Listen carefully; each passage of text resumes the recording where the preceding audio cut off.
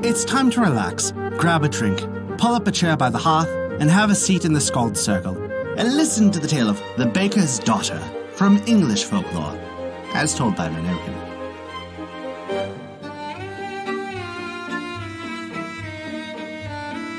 Before we begin our story, we wanted to remind you that we release new tales for free every week. Our shorter tales release on Wednesdays, and our longer chapter stories release on every other Saturday. Find out where you can hear them on our website at thescaldcircle.com. And be certain to subscribe to us on Apple Podcasts, Google Podcasts, Podbean, Spotify, or whatever your favorite podcast app is. That way, you'll never miss out on one of our enchanting tales from around the world. Now then, without further ado, this is The Baker's Daughter. A very, very long time ago, I cannot even tell you when, it was so long since, there lived a town in Herefordshire, a baker who used to sell bread to all the folk around. He was a mean, greedy man, who sought in every way to put money by, and who did not scruple to cheat such people as he was able to when they came to his shop. He had a daughter who helped him in his business, being unmarried and living with him, and seeing how her father treated the people and how he succeeded in getting money from his bad practices. She too, in time, came to be the like. Now one day, when her father was away, and the girl remained alone in the shop, an old woman came in. "Oh, my pretty girl," said she, "give me a bit of dough, I beg of you, for I am old and hungry."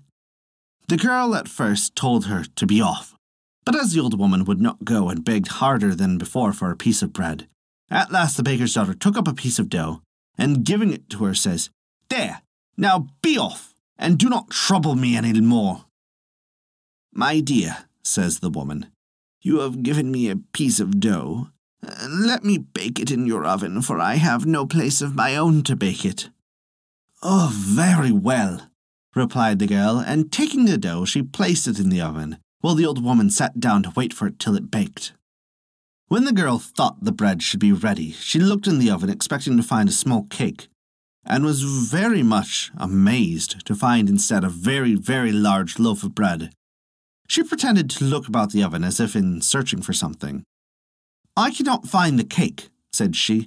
"It must have tumbled into the fire and got burnt." "Oh, very well," said the old woman. "Give me another piece of dough instead, and I will wait while it bakes." So the girl took another piece of dough smaller than the first piece, and having put it in the oven, shut to the door. At the end of a few minutes or so, she looked in again, and found there another loaf, larger than the last. "Oh, dear me," said she, pretending to look about. "I have surely lost the dough again. There is no cake to be here." "Oh, that is a pity," said the poor old woman.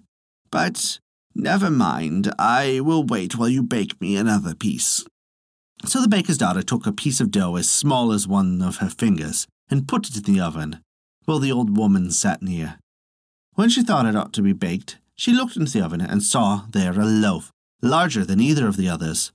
"Oh, that is mine," said the old woman. No," replied the girl. "How could such a large loaf have grown out of a tiny little piece of dough?" "It is mine, it is sure," said the woman. "It is not, and you shall not have it," said the girl. Well, when the old woman saw that the girl would not give her the loaf, and saw how she had tried to cheat her, for she was a fairy, and knew all the tricks that the baker's daughter had put upon her, she draws out from her cloak a stick, and touches the girl with it. Then a wonderful thing occurred, for the girl became all of a sudden changed into an owl, and flying about the room at last made for the door, and finding it open, she flew out and was never seen again.